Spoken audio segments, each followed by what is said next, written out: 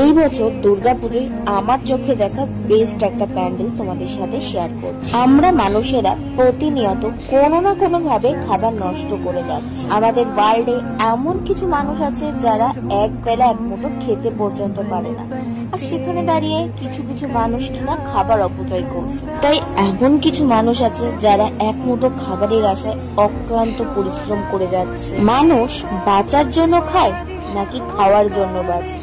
খাবারের অপচয় বন্ধ করুন।